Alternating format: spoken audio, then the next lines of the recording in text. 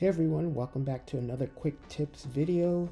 We are going to show you how to disable Apple Music from automatically adding any songs you favorited to your local library. Now with iOS 17.2, Apple has added the ability for you to favorite songs, but in the event that you are trying to save on storage, you can use this tip in order to help you with your storage needs. So in order to prevent Apple Music from adding favorite songs to your Apple Music library, you want to open Settings.